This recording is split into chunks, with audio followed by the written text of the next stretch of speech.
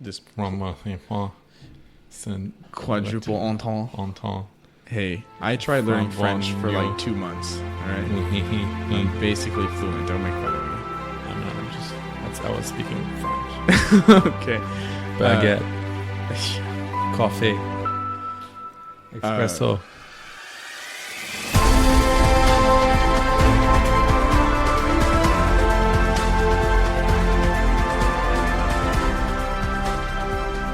Welcome back to the Christ Game Culture. This is Gordon.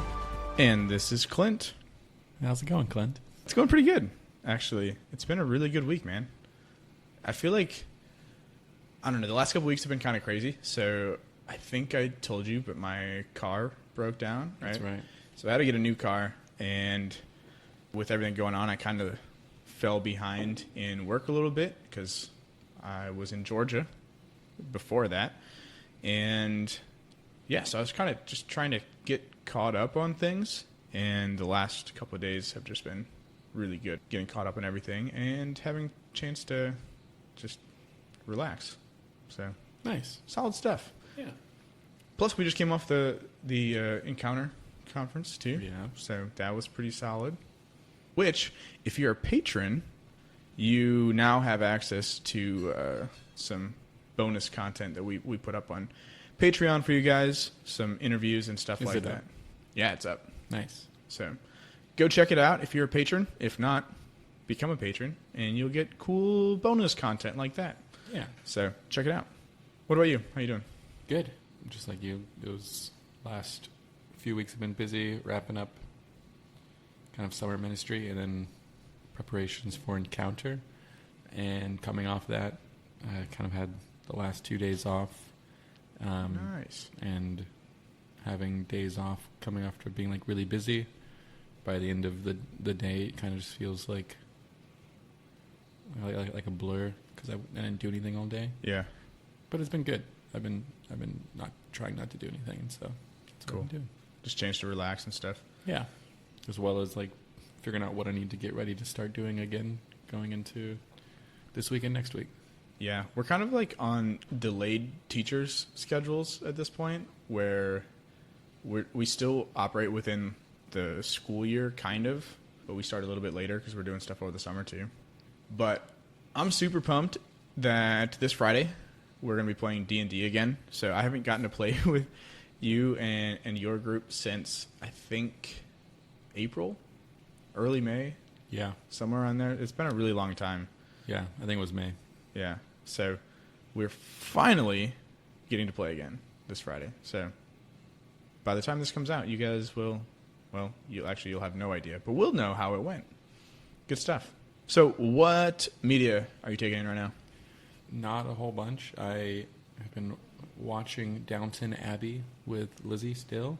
Mm-hmm. The movie comes out the end of next month, and we are trying to finish all of it so we can watch the movie.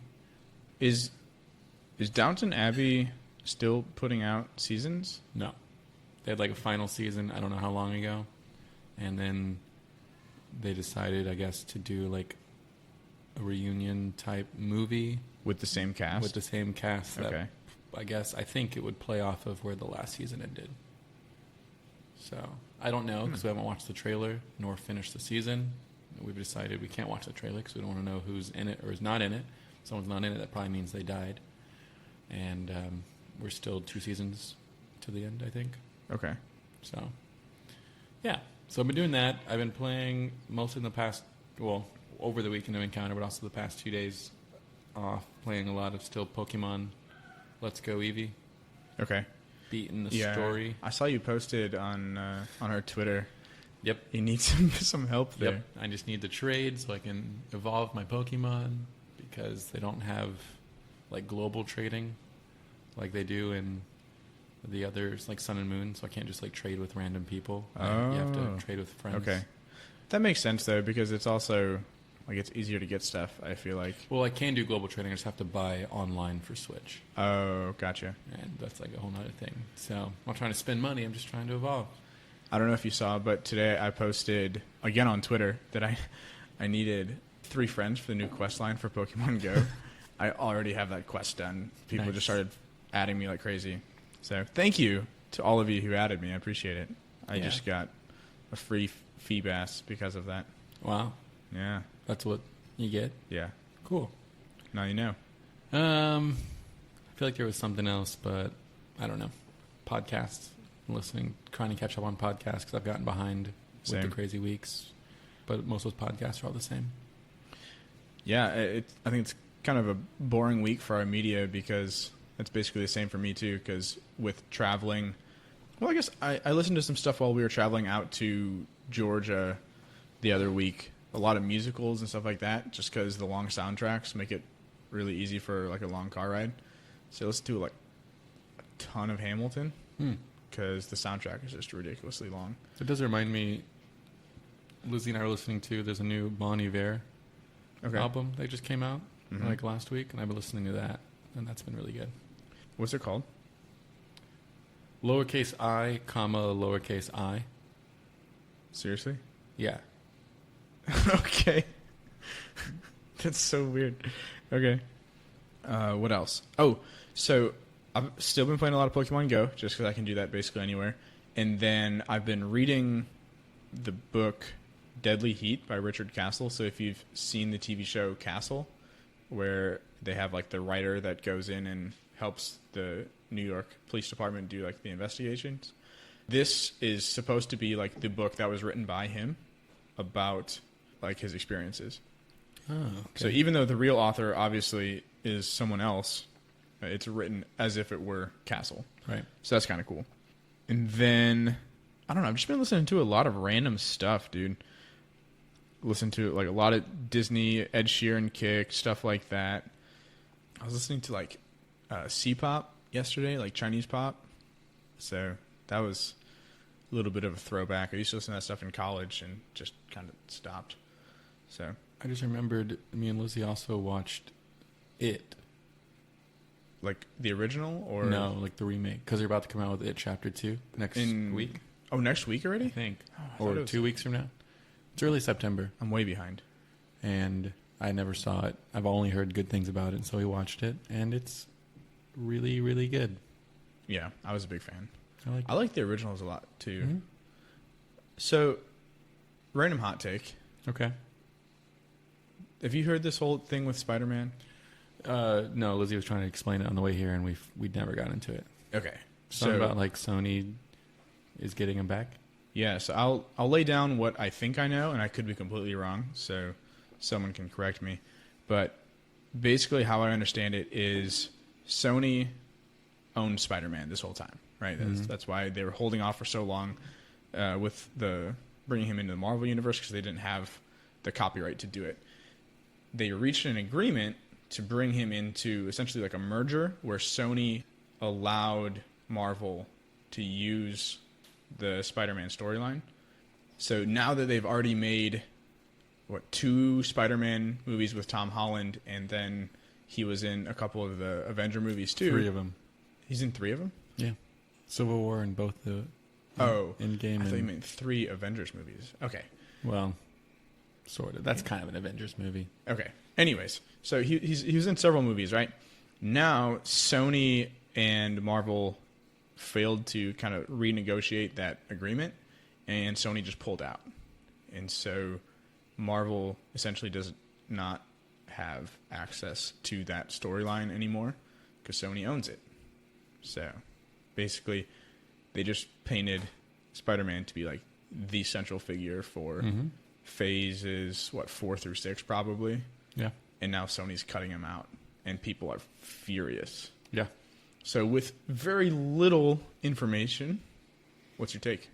That's upsetting. I mean, I really don't have like a take on it except for it'd be really interesting to see what happens from here. Honestly, this could destroy the MCU. Yeah, possibly, unless they have really good writers. Yeah. Or a lot of money that they're willing I just to know invest. they've announced so many of the newest films coming up in Phase 4 with like Thor and all that. And I know they're probably not tied over, but just I'm sure some of the scripts and stuff they've started on has this central theme of what's happened in the past. Yeah. And I don't know if they can talk about the past like I don't know how the licensing work if they can like even mention the word Spider-Man. Sure. At the very least, assuming maybe down the road they even figure something out where they do reach an agreement, at the very least it's going to delay things and postpone things. So They should just call him Night Monkey. Night Monkey? Just keep him in Do it. Night Monkey. Just write a storyline where that name took off. Yeah. Bigger than Spider-Man. Night Monkey. Yes. That would be... They could use the same actor. Same actor. I wonder if they could use the same storyline. How much does... No, copyright probably wouldn't allow that. You'd have to probably change a few things. It could be like Uncle Sven or something like that. Something stupid. Oh my gosh. But the next question is, does Sony try and rebuild the Spider-Man saga again? Because they've tried multiple times to... Because they can't use the Spider-Man that MCU was using? I would just assume that Sony is going to use Tom Holland and keep going. Can they? I mean, they wouldn't be able to use the content that's already been written, so it's probably copyrighted. No, they wouldn't be able to talk about the Avengers. Yeah. Well, unless they're referring to different Avengers. But Interesting. I can't see why they couldn't use Tom Holland in the same in the story that's already been built up. But here's the other thing. I don't know if you're not really on social media, so you might not have seen this, but people are hating on Sony right now. Yeah, I even heard some of the Avengers are talking about it. Oh, for real? Yeah. I wouldn't doubt it. That's what my phone... I'm not on social media, but Google likes to tell me things, weird things that I don't know why I'm interested in. But apparently Hawkeye, that actor, like, reached out and was like, please give us our Spider-Man back. Clint Barton. Yeah, well, it's still not the same. I don't know who the actor is. That's my name. Yeah. Very close. Anyways, I digress. All right. Well, I don't know. I think that's going to be... It's kind of just a mess. When I first saw it, I thought it was a joke, like one of those just dumb rumor articles, you know? But seems legit, which is going to put... I feel like if Sony was smart, they would just renegotiate the contract. Yeah, for sure. And just ask, I don't know, they want more money. They'd make more. Marvel's got the money. They'd make more doing that than trying to start their own thing with Spider-Man. For sure. Especially after they've flopped twice. Yeah. So, we'll see what happens. I'm sure they'll negotiate something because, I mean, Marvel's, at this point, the most powerful. I can't be mad about it, though, because universe. I despise Disney and what they do, so stick it to the man, Sony. You heard it here first. Stick it to the man, Sony. Stick it to Disney. Yes, in any way possible, and with whatever you have. We are not trying to start a rebellion. Yeah, it's always. No weapons. Anyways, moving on to the actual show. We are super weird today. This is great. So, this week, we are going to do kind of an older movie. Not super old, but you said you watched this yesterday, too? I watched it today. Today, okay.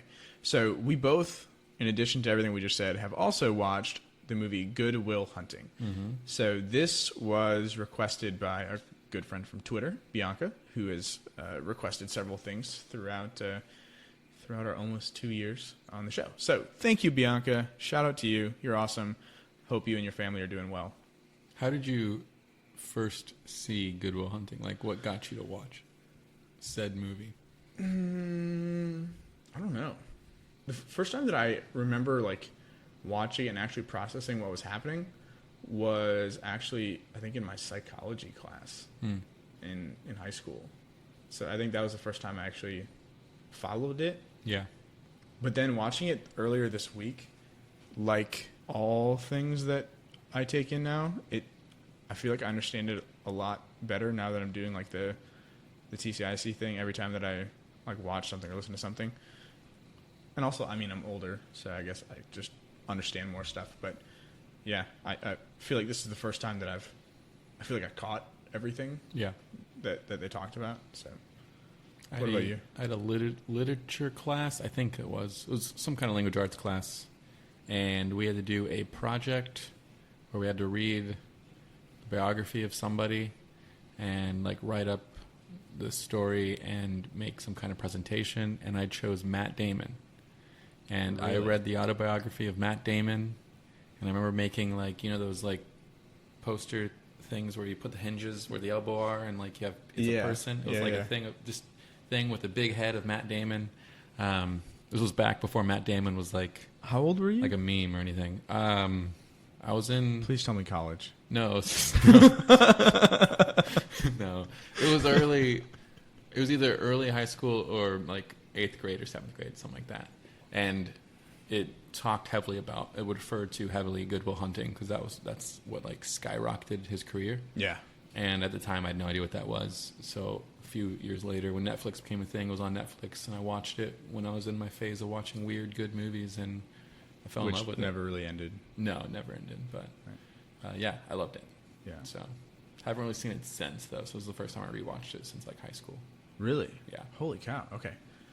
Yeah, I guess it had been a while since I had seen it too, but I think it's a pretty solid movie. It's great. So if you haven't seen it, we'll kind of walk through some of it, but we're not going to really go through the entire plot. I think there's a few main points that we're going to hit and kind of just go from there. So we have essentially 5 main characters. We're going to only focus on a few of them. So we have Matt Damon, like you said, who plays the main character. His name is Will Hunting, which is part of where you get the title Good Will Hunting. Mm-hmm. We have Robin Williams' character, who actually doesn't come in until later on in the movie, but he plays Sean McGuire, who's a psychologist. And we have Ben Affleck, who plays Will's best friend, Chucky. There's also a professor, and then we'll introduce another character later, but We'll get there. So essentially, it opens with a math professor at MIT who puts a really complex math problem on a chalkboard outside of his classroom, and he challenges the students to solve it by the end of the semester or end of the year or something like that. And he says basically very few people have ever actually done it correctly, and those who have are now really well-renowned people either at the college or somewhere else. Yeah, I think to give you like the idea of how hard it is, he offers like a scholarship to MIT for those that solve it. Yeah, like it was a big deal. And so later, after that scene closes, Will, who we said is Matt Damon, he's the janitor at MIT, and he sees this problem while he's cleaning. He goes home, works it on a scrap piece of paper, goes in the next day and solves it. And so we have this janitor who solves it really quickly, and nobody has any idea who even did it because he's not even a student, so he's not there. And so everyone's freaking out and trying to figure out what's going on, and no one shows up in the class and like takes credit for it. So they're like, okay, well, who is it? Next thing we see, Will and his buddies are driving, and they see some guys that are kind of like messing with this girl as she's walking down the street, and they get out of the car and they just beat the heck out of him. Yeah. And then Will gets arrested. Flash forward again, we go back to the classroom, right?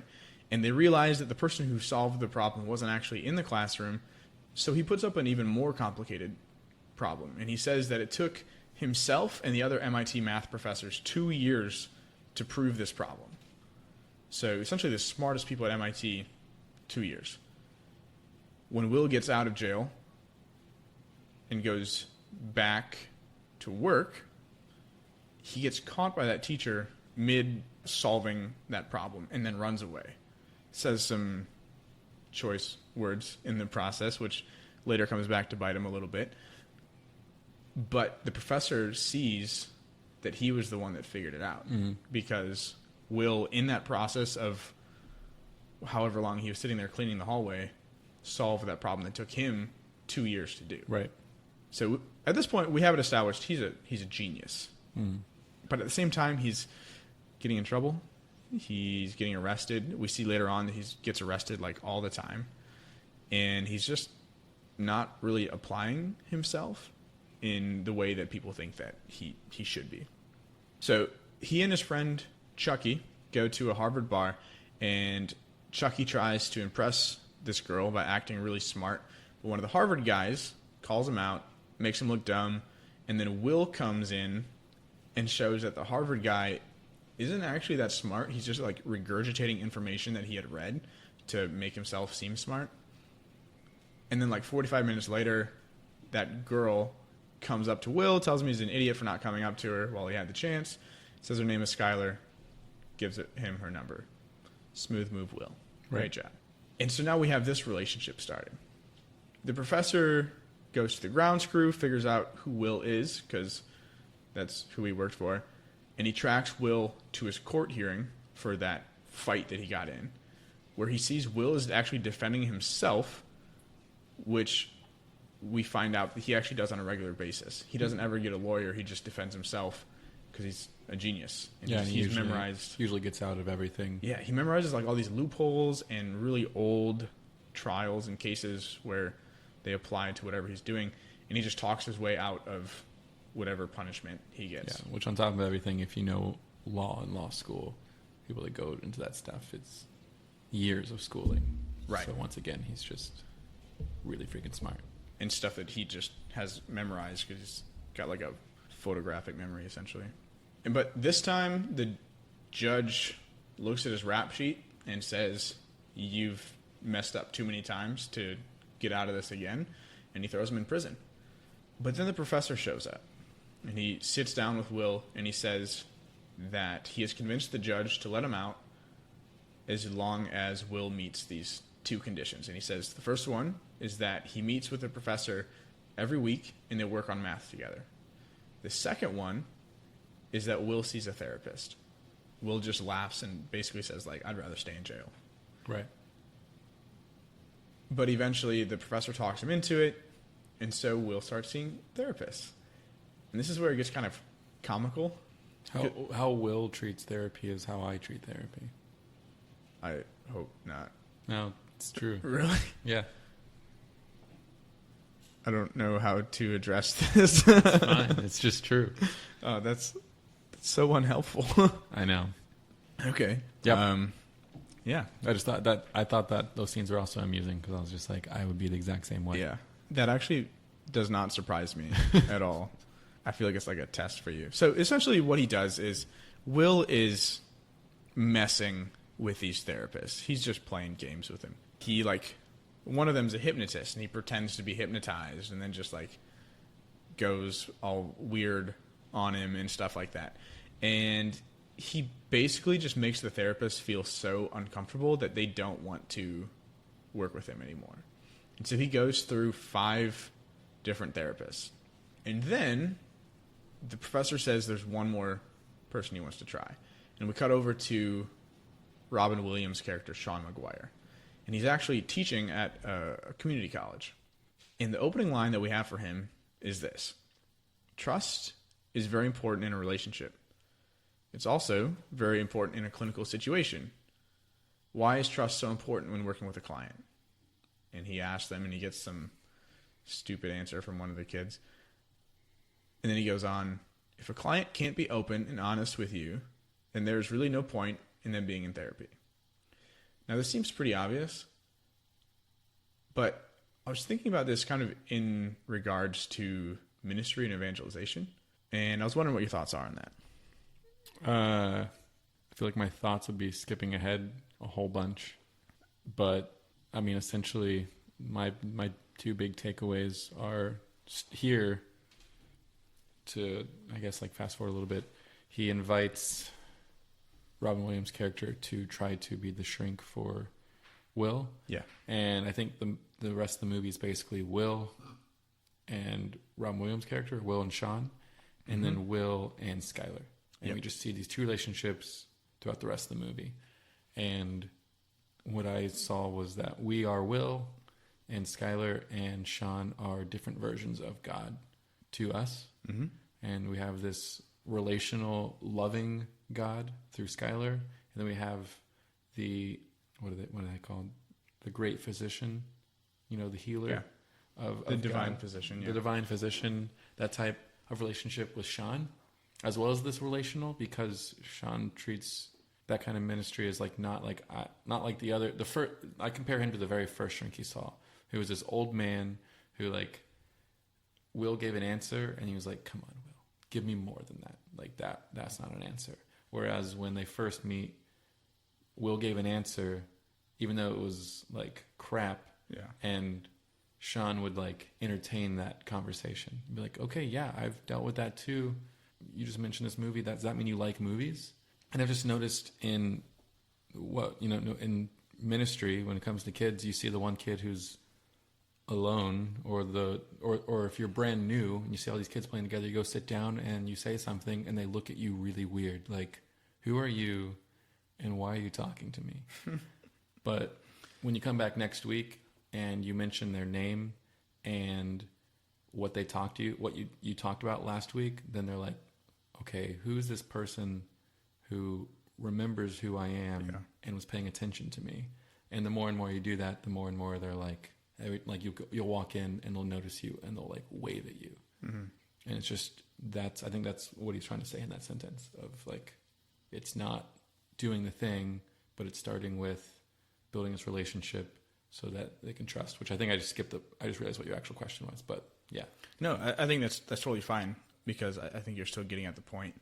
At least what I was thinking of here is, in a very basic sense, in ministry, my job is not necessarily to teach all these theoretical answers or whatever.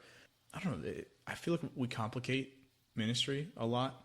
Actually, I think this is one thing that Adore does really well. Like, your guys' focus is like just focusing on the person, right, and building the relationship. And that's ultimately what ministry comes down to, because from there, it leads into so much more. And I mean, that's one of the things we talk about all the time on here is like those transcendentals, right? Good, true, and beautiful. You lead with what is beautiful, which is this relationship, which is this love, right? And then you go into what is good and what is true after that. But it all has to start with that relationship. Just like everything within our faith journey needs to start with a relationship. Because we can teach these teens, I don't know, the Thomas Aquinas is 5 ways, 5 proofs. But if they don't know Jesus, it doesn't matter, right? So it all starts with that relationship. And I think that's a big root to what we talk about here. So like you said, Will meets with Sean, and he tries to do the exact same thing, like you're saying. He's using all of these like tricks and jokes and stuff like that to try and mess with him. And he just goes along with it. Sean does. And he just rolls with the punches. And we can see right away that Will is he's trying to test Sean and figure out where his weakness is, where that weak point. But at the same time, Sean is trying to understand Will and like really understand the way that he thinks and gain his trust in those really small ways. And this is where it gets a little fun. So there's a lot of swearing in here, and I don't swear, and this is a non-swearing podcast, so you guys are gonna have to just roll with me. So Will notices a piece of art that Sean had drawn or painted. Mm-hmm. He starts asking him about it a little bit, and he says, have you ever heard the saying, any port in a storm? Maybe that means you. Maybe you're in the middle of a storm, a big storm. The sky is falling on your head and the waves are crashing over your little boat. The oars are about to snap. You just pissing your pants. You're crying for the harbor. You just do what you need to do to get out. You know, maybe you became a psychologist. And Sean's like, yeah, you're right. And then Will says that maybe Sean married the wrong woman. And then he notices that that's a sensitive subject for Sean, because he gets really frustrated right away. And Sean pushes him up against a wall. Yeah, he's choking him. Yeah, and he threatens him if he ever like disrespects his wife again. And so now Will knows this is something that he can work with as far as trying to mess with Sean. So we have that relationship. We see a few other scenes happening. I'm going to kind of skip over that. It's really just kind of developing the relationship with him and Skylar at this point. And then we get into what I think is probably the most important part of the whole movie. So this is what we're really going to focus on here. In their next session, Sean takes Will out of the kind of like small office area and out to a park. They sit down at a bench, and then Will starts kind of just going off, using what he had learned about Sean's wife and stuff like that to try and just really get under his skin. And then Sean says, this, and it's kind of long, so if you want to stop me at some point and break it down, we can do that. He says, I was thinking about what you said the other day about my painting. I stayed up half the night thinking about it. And something occurred to me, and I fell into a deep, peaceful sleep, and I haven't thought about you since. You know what occurred to me? You're just a kid. You don't have the faintest idea of what you're talking about. You've never been out of Boston. So if I asked you about art, you would probably give me the skinny on every art book ever written. Michelangelo. You know a lot about him. Life's work, political aspiration, him and the Pope, his sexual orientation, the whole works, right? But I bet you can't tell me what it smells like in the Sistine Chapel. You've never actually stood there and looked at that beautiful ceiling. If I asked you about women, you would probably give me a whole list of your personal favorites. You may have even been late a few times. But you can't tell me what it feels like to wake up next to a woman and feel truly happy. You're a tough kid. I ask you about war, you would probably throw Shakespeare at me, right? Once more into the breach, dear friends. But you've never been near one. You've never held your best friend's head in your lap and watched him gasp his last breath looking to you for help. If I ask you about love, you'd probably quote me a sonnet. But you've never looked at a woman and been totally vulnerable. Known someone who could level you with her eyes, feeling like God put an angel on earth just for you. Like she could rescue you from the depths of hell, and you wouldn't know what it was like to be her angel. To have that love for her, and to be there for her forever. Through anything.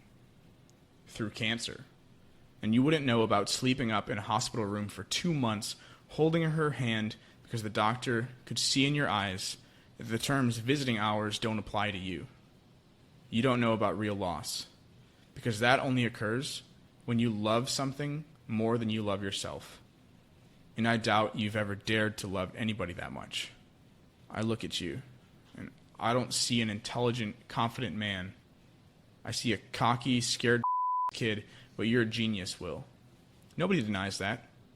Nobody could possibly understand the depths of you. But you presume to know everything about me because you saw a painting of mine and you ripped my life apart. You're an orphan, right? Do you think I know the first thing about your life, how you feel, who you are because I read Oliver Twist? Does that encapsulate you? Personally, I don't give a about any of that because I can't learn anything from you that I can't read in some book unless you want to talk about you, who you are.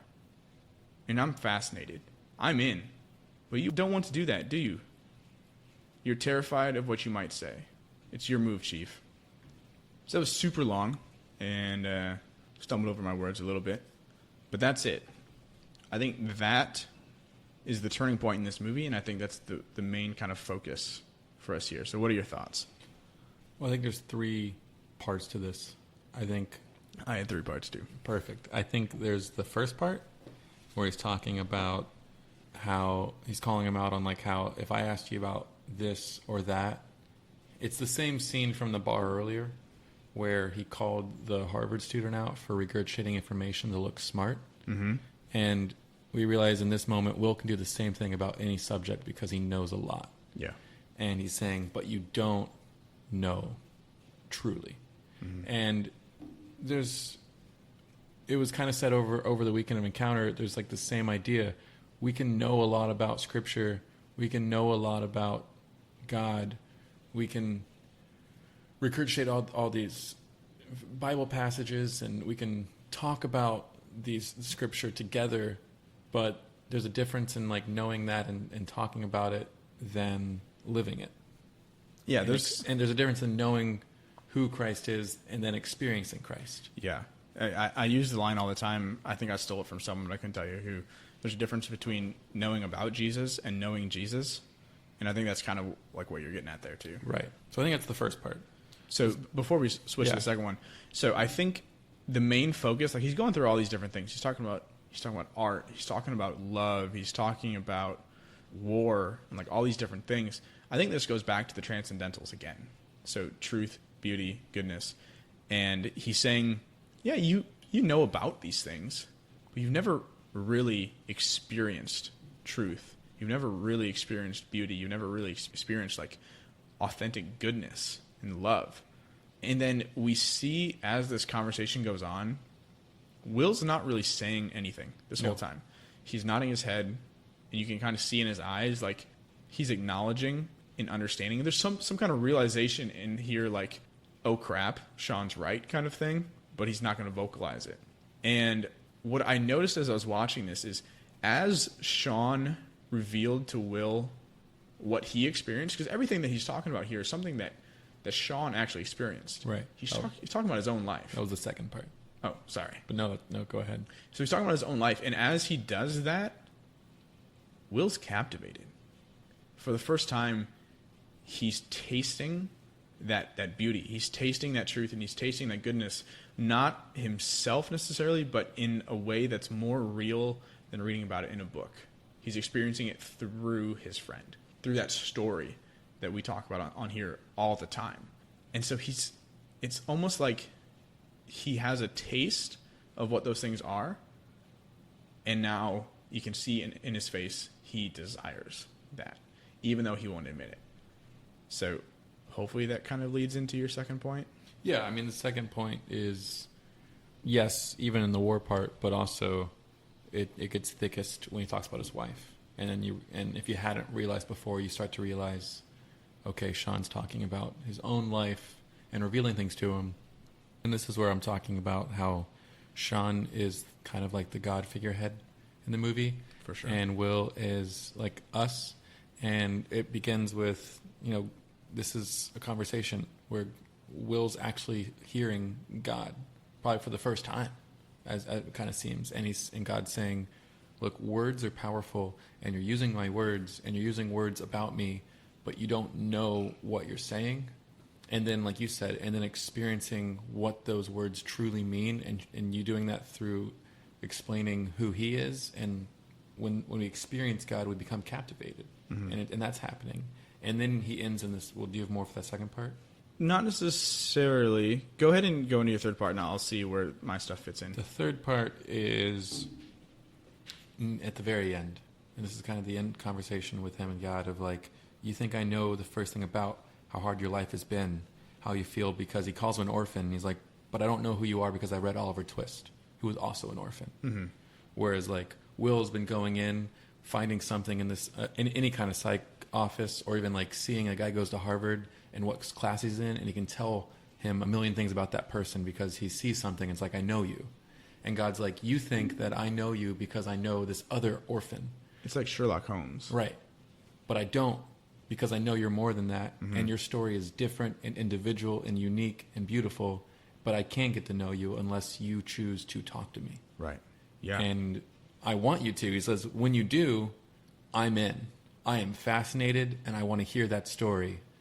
But you don't want to do that because you're too scared of what you might say, and that I'm going to run away and not want to hear it, and that's fine. But now like I want to hear that. I'm here for you. Like, I'm ready. I'm in.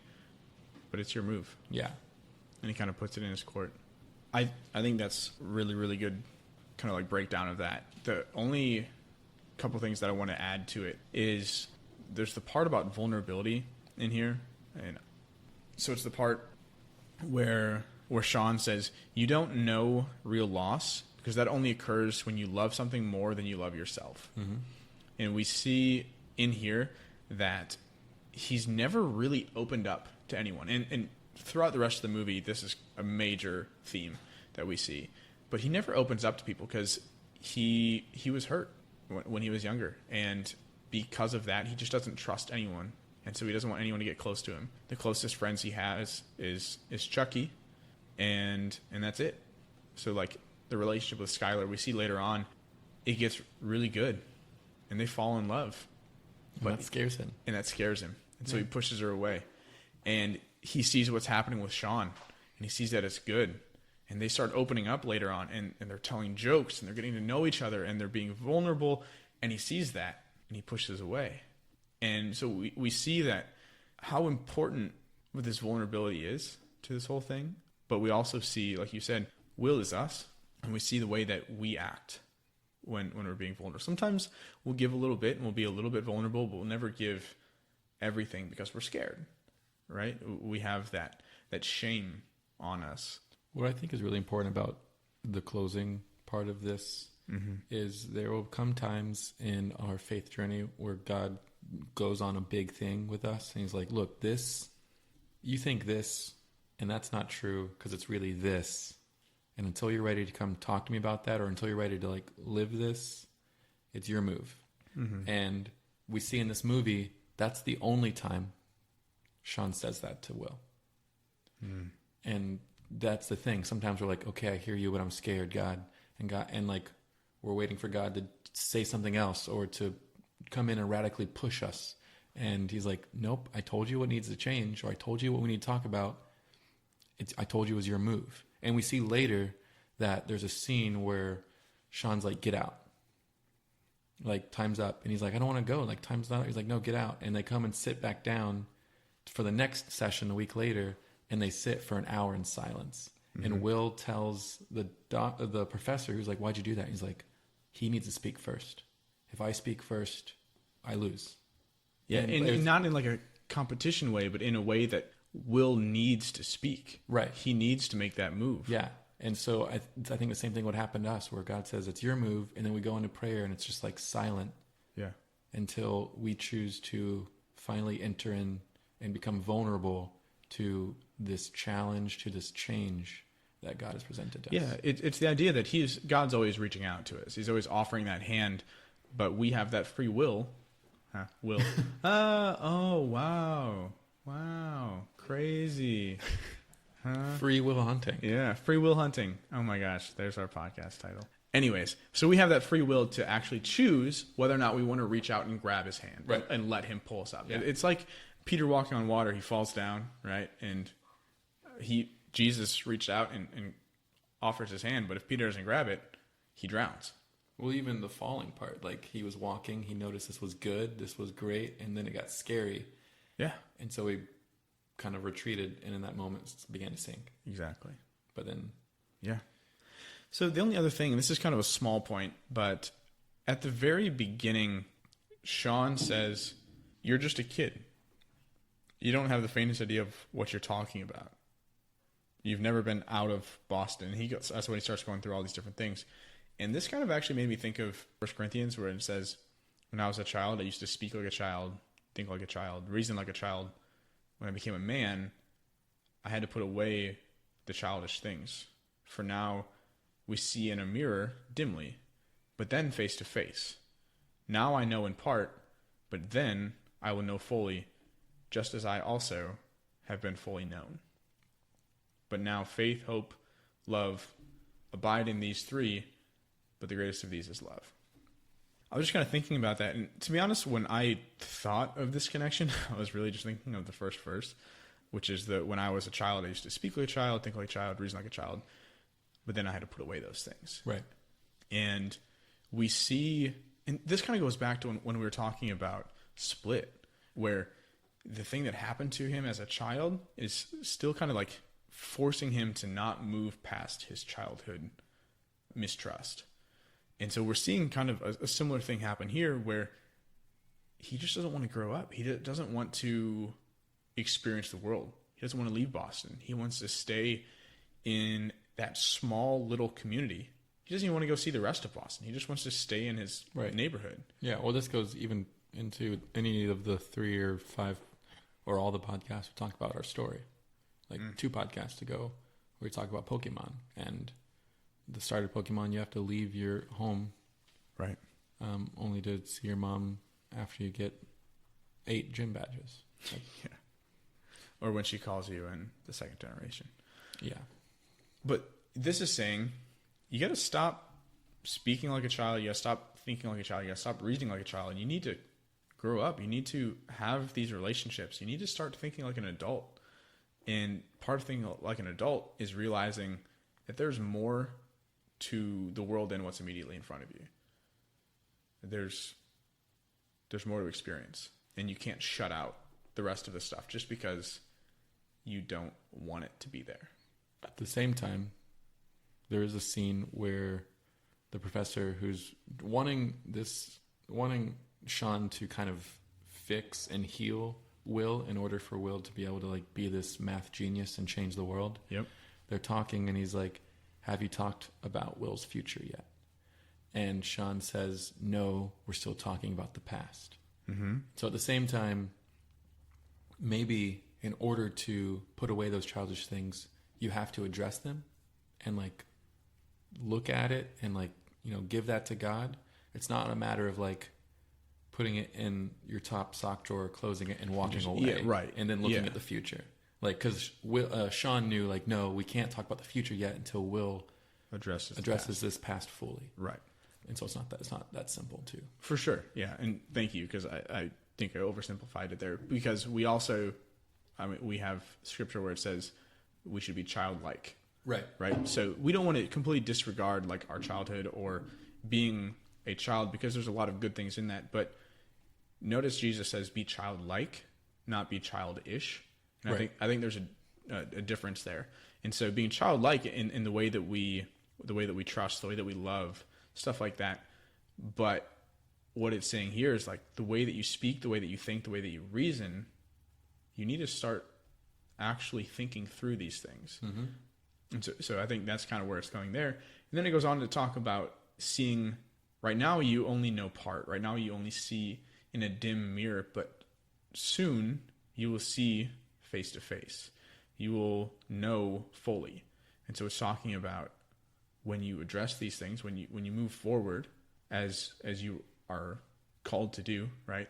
If you reach out and grab that hand, then you will see. You'll see fully. And that goes into a little bit of the beatific vision too, where when we're in heaven, we will know fully. Yeah, so I think that kind of just ties into. Yeah, totally. Especially because Sean's trying to show Will he doesn't fully see what he thinks he sees. Right. So we've kind of already talked about sporadically throughout the rest of the movie here. Can I talk about something? Yeah, please do. There's the only other scene. I've already kind of like brought in a few of the scenes with Will and Sean, but it's with Will and Skylar, and it's like the last major scene of theirs, and it's basically when he ultimately pushes her away. Yeah. And so, like I said, there was like Will and Sean, the divine physician and friend, mm-hmm. and then Skylar and Will, you have us and like the love of God, you know, God the Father, and this relational type, and she wants him to go to California.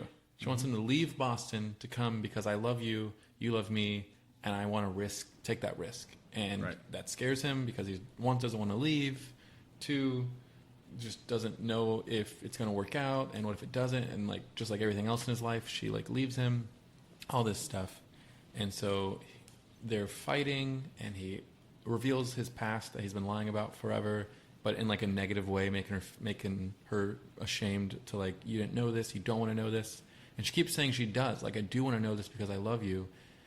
And then she says one final thing where she says, just tell me that you don't love me, and I won't call you, and I won't reach out to you anymore. Mm-hmm.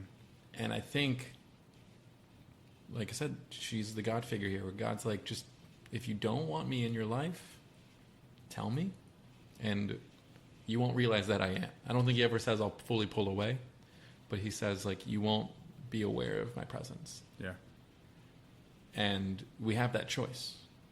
We have this choice where we can say, God, I love you and I need you in my life. And he's like, great, here I am. And a choice where he's like, if you don't want me present, tell me that you don't, and I will let you live. I will let you be you if that's really what you want. Right. And he says, I don't love you, and walks away, and she leaves him alone. Yeah. And the two lines before that too, I think are really good because she says that Will's afraid, and Will says, I'm afraid. What the F am I afraid of? And she says, you're afraid of me, that I won't love you back. Well, you know what? I'm afraid too, but I want to give it a shot, but at least I'm being honest with you. Right. And so again, it comes back to this vulnerability, right? It comes back to this trust that we've been talking about. And I mean, as cheesy as it sounds, like the whole fear thing, do not be afraid, 365 times in scripture, you know, all that stuff. he's talking about, this goes back again to being childlike, right? One of the things that I love to kind of like meditate on when I think about being childlike is the fact that children love with abandon. They will love strangers. That's why we as kids have to be told, oh, no, like that's a stranger, like be careful, stuff like that. Because you see, I'm thinking of like, you know, the videos where there's like the little kid in mass and they have like their hand up at mass as they're going down the communion line and like giving them high fives or hugs. Right. I actually saw someone do that at Encounter, a little kid, and I was like, this is so stinking adorable, right? Because kids just want to love. Right. And that's what we're being called to. But instead, we're afraid. We hold ourselves back because we don't want to be vulnerable. Because if we're vulnerable, we can get rejected. It all comes down to the fact that we just don't trust God. Right. Because he's saying, I know you. And I'm not going to reject you. I'm not going to leave you orphaned. I want you. I want you as you are. You don't need to be afraid. But we don't trust that. And so we're afraid. And so we're not vulnerable. We say we don't love him, and we walk out. And that's what we call sin. So I think there's probably only one or two... I think there's two more conversations I want to break down here. So one is... It's with Chucky. 3, that one too. So we'll go through really quick. So one is Sean and Will, and they're kind of talking about Sean's marriage. Okay. So Sean says... Okay, yeah. She's been dead 2 years. Mm-hmm. And that's the I remember. The little stuff, you know? The things I miss the most. The little idiosyncrasies. That's so hard to say. That only I knew about. That's what made her my wife. And she had the goods on me too. She knew all my little peccadillos. I had to look up that word. That's weird. People call these things imperfections, but they're not. That's the good stuff. And then we get to choose who we let into our weird little worlds. You're not perfect, sport. And let me save you the suspense. This girl that you met, she isn't perfect either. But the question is whether or not you're perfect for each other. That's the whole deal. That's what intimacy is about. You can know everything in the world, but the only way you're finding out that one is by giving it a shot. You certainly won't learn it from an old like me. Even if I did know, I wouldn't tell a pissant like you. And so we see kind of his advice on love. And this is actually happening right before the scene that we just talked about. And we see that even with this advice, he doesn't take it later on. Right. But even still, I think the two work perfectly hand in hand. Because this could be true to relationships. This would be true, like, friendships to... Actually, if you go back listen to the last episode, Hot and Heavy, like, romantic relationships, if you're trying to pursue that, to also just our relationship with Christ. And so we can view their argument with Christ being like, what are you, like, you're afraid of me, and you're afraid, like, maybe I'm not real, and I won't love you back. Mm-hmm. Well, God's not actually afraid. But, you know, God's also taking a risk that you're going to walk away and sin again. But then he's constantly still loving you and giving his mercy. And in this situation, he's telling you, like, look, you're not perfect, and I know that. And then if you're trying to make relationships with other people in this world, they're not perfect either. But the only way you're going to find out, like, if relationships are worth, like, building on is to actually do it. Yeah. Not to wait for this perfect moment. Like, Lizzie talked about that last week with, like, the one, like, the Prince Charming that comes and sweeps you off of your feet. Right. Like, it's not going to happen because Prince Charming's going to have dirty fingernails. And oh, man. I know. It's gross. I know. Or, never mind. I said so many things. Yeah. We'll stop there. But yeah, so that's what I got. Yeah, no, I think that's exactly where I was going to go with it too. So, and it all comes down to, I mean, we're just using these catchphrases, but vulnerability. I mean, that's faith, hope, love, cherish, virtue, will, sin, Wilson. Well said. Okay, so the next part that we were going to talk about is where Will and Chucky are just hanging out at the construction site. They're working together, and they're kind of having like lunch. And Will tells Chucky that he wants to stay in that area forever for the rest of his life, keep things exactly the way they are, live next to each other, and just kind of be best friends and just be the two of them forever.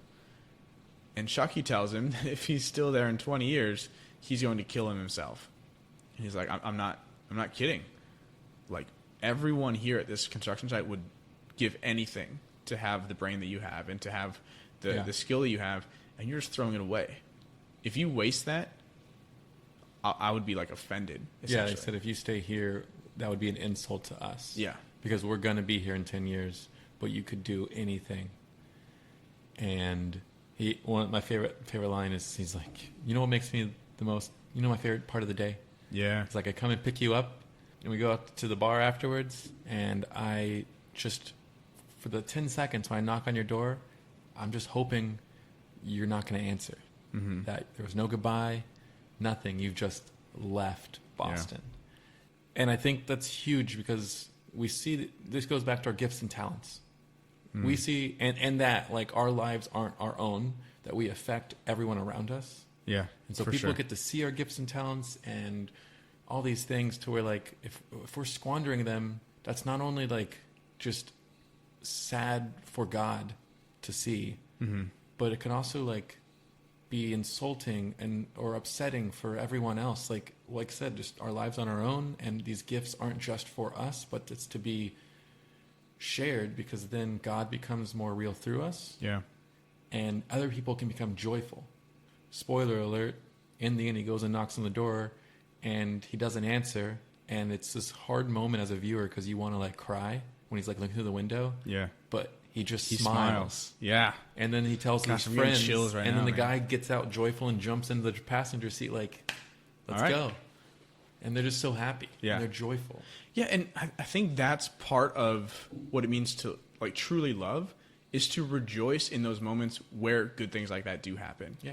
And obviously that can be really hard too, because I mean, in that moment, like, they've been best friends their whole life, you know? And they were just talking about, like, we're going to spend the rest of our lives together. We're going to do everything together. It's going to be great. And he had to let him go because that's where he was being called, right? So I think there's a lot of difficulty there, but that's really good. The last thing that I want to kind of talk about, and if there's anything else you want to add in, we are going a little long. So this is the final session with Will and Sean. So Will walks in to Sean's office, and he sees Sean arguing with the professor about what to do with Will. You kind of mentioned this a little bit before. Will sees that Sean is holding Will's file, and they talk about how each of them were actually abused, and Will predicts what Sean reported about him. Abandonment issues, inability to trust, stuff like that. And then Sean says, you see this? All this it's not your fault. So I lost it. Look at me, son. It's not your fault. It's not your fault. And then Will says, I know. No, you don't. It's not your fault. I know. It's not your fault. It's not your fault. And then Will says, don't with me. And he starts to cry. And Sean just keeps saying, it's not your fault. It's not your fault. And he hugs him. And then Will says, I'm so sorry.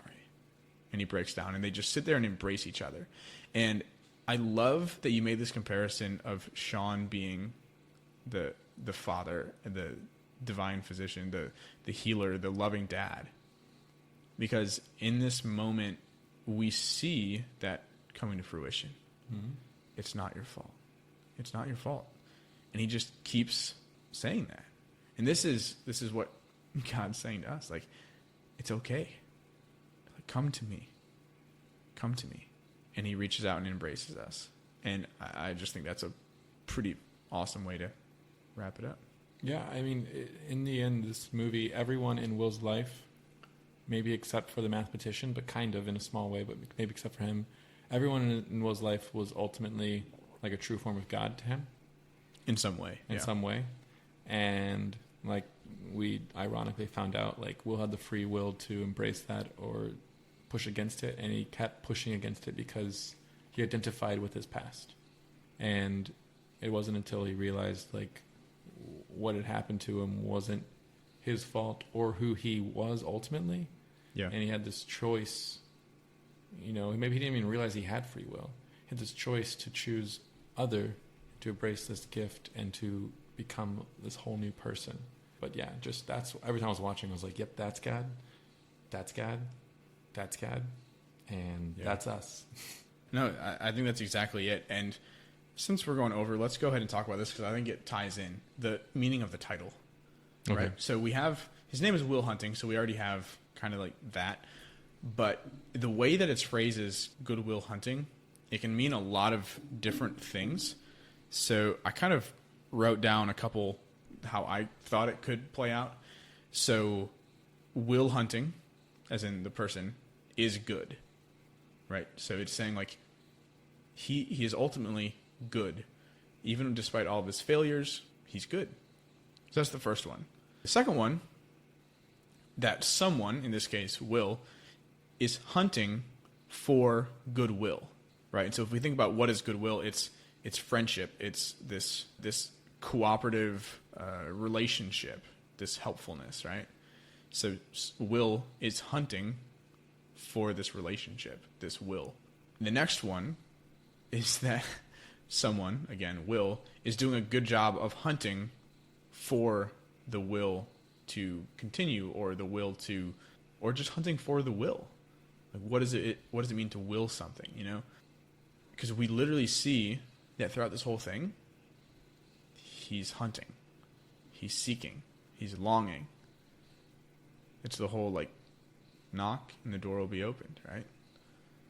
And he opens every door. He just doesn't walk through any of them. Yeah, exactly. Yeah. He knows where to knock. He just doesn't want to take the risk. Right. And so we have kind of this like quadruple entente.